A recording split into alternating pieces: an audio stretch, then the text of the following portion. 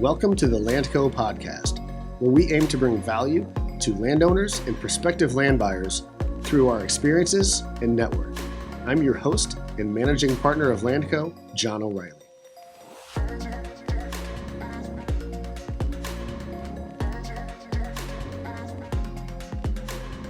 Welcome back to the Landco podcast. We're going to record a few of them tonight. We're going to talk about the 89 acres in Fulton County out by Marietta. It's one of Ryan's listings. So walk us through the basics of it first, right? It's just northeast of Marietta? Yes. Okay. Probably a mile and a half, maybe 2 miles northeast of Marietta, if that. Which is how far from like where you hunt over in the Cuba area? It's not too far. What, 15? 10 miles, maybe. Yeah, 10, okay. 12 miles. Okay. West. So let's go through the basic breakdown of the property. I'll throw some overlay maps onto the video, but it's what, 89-ish acres? Correct. How much tillable? 25 point something row crop. Okay. And 9 point something CRP. Okay. Did you say that CRP like expired like this year maybe? I believe the 9 acres of CRP expires sometime this year. I know it's 2020. And then I believe there's 2 acres in the bottoms that's in CREP along the creek. Okay. All right. So I've been out there once. Have you been out there yet? I've not. Okay. Have you seen the aerial of it? I have. Oh yeah. It's pretty legit. I had a couple of people interested when Ryan first was filming me in just because they were looking for ground in that area. So I mean, I've definitely done my homework on it. It's a cool place. It is cool. Yeah. So give us a rundown of how it lays out. It's a 80 that runs north and south. It's basically a rectangular shaped piece with a lot of big ditches in it and a lot of edge, a lot of field edge. A ton of edge. That's what I noticed. Exactly. It's got a small pond on it. Yeah. City water.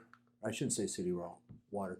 Rural water and electricity already at the farm. Yep. So if somebody wanted to buy it to build, those are 2 of the biggest things that most expensive things that people kind of sure. shy away from building because of trying to get utilities there. They're already there. Mm-hmm. Basically, if you built, the only thing you would need would be a septic, which wouldn't be a problem. Yep. So tillable on the south side, is that right? Mm-hmm.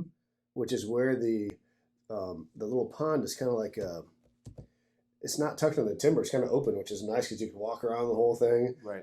Pretty mellow banks to fish it. But what I noticed is it's not a super tall dam either. No, I believe you could, if you wanted to expand that lake, you could put another dam down farther in the ravine, and at least double, if not triple, the size of that lake. Well, that would be awesome. But even at like a cost per acre, if you're talking that, you could raise the existing dam pretty easily, right? Because there's got to be. I'm trying to think of like the elevation change out in the field, and it went up not pretty mellow, but so you'd get a bunch of acres, but it was at least that pond's got to be 6 or 8 feet from going like off the property, right? Yeah. So like you could raise that dam, and I think the beaver actually has it backed up a little bit. It's the beaver that's got the pipe plugged, I believe. Yeah. Which whatever happens, but I think fairly economically you could raise that and make it it's already a usable kind of functioning pond. Oh, absolutely. You can make it a cool, an even cooler pond. So tillable on the south side, that's when it rolls into the stuff that like gets interesting for deer hunting, right? Very interesting. A lot of pinch points, a lot of areas that you could shoot, and some of those CRP fingers from one side to the other. For a long stretch. For a very long stretch, yes. Yeah. And there's 1, 2 ridges going south to north. Correct. Right? Yep. And then there's timber literally on every side of that. On every side of that. And then it goes down into that low-lying area along the creek. Okay. And the ravines are steep, but the drop south to north going to the down to the bottom area you're talking about, what is that creek down there? Is it a named creek? Yeah, it is. And for the life of me, I cannot remember off the top of my head, but I'll tell you here in a second. Because it's a pretty big creek. It's not. The other ones are just kind of like. I wanted to say it was Salt Creek, but I don't remember. I'll check it. But so that slope is gentle, which is cool. So like all those edges, And how much edge do you think it has? I started to run it. I don't know if I finished it, but it's got to be what? More. I'm sorry, not Salt Creek, Shaw Creek. Shaw Creek. Yeah. Okay. It's the South Fork of Shaw Creek. Got it. Okay. But how much edge do you think there is there? I mean, those two fingers that go. Looking at the aerial right now, it is Do those draws a mile. those draws that once they start, the skinny ones, which are mostly in CRP, do those run almost the rest of the way, don't they, to the bottom? Mm-hmm. So that's half of the long ways of an 80-acre tract. I mean, those are big. They're not big acre-wise field, but the field edge on those is unreal. Correct. There's a lot of great spots for stand placements for sure. So, what would you guys do if it was yours? Assuming the CRP comes out, you've seen it. You can chime in here. Yeah. Because we can talk about the neighbors first. Because I don't know if you've seen this, but there's timber everywhere around it. Timber and ag. And it's a very well known area for mature whitetails. There's the Marietta area is known for big whitetails. Absolutely. I mean, in my experience with hunting different areas, I always like to kind of set up just off of CRP where it meets, the ag fields. Yeah. So any of those transition points where you're coming from timber through the CRP into the ag fields, I like to be set up on that. Which there is an awesome one of those. Actually, I think I put that in the video. It's like tall grasses. I mean, deer do, they do not like hard edges. They don't like going right from timber into fields. I mean, if they've got that transition through CRP, they're going to, utilize that. So I like being just off that, let them get comfortable, let them come through that right to the ag field. And I like to be set up just off that to be able to have a shot opportunity if I can. So would you put those fields back into CRP?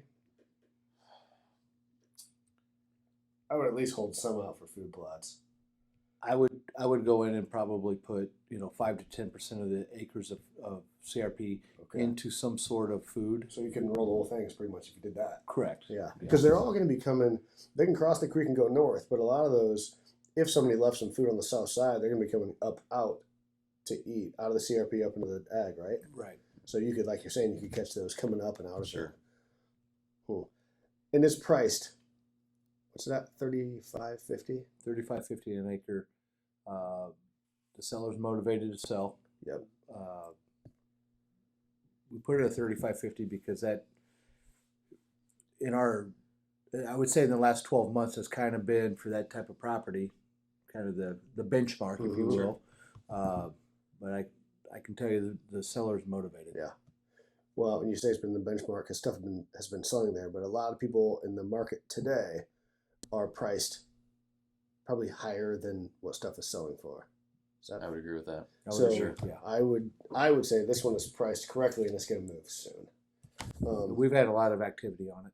Sure. You've got a couple guys. I've had, I think, 4 or 5 different parties interested that went and looked at it that we're continuing to talk to. Yeah, I've got another showing Saturday on it actually too. Marietta is, as you said, it's a very well-known area for monster whitetails. And I mean, without speaking specifics, I mean, we had this conversation a while ago. I mean, I can verify at least 6 deer in Fulton County just in the 2019-2020 season, over 200 inches that were killed in Fulton County. And it is a highly desired area to be able to kill a giant. Yep.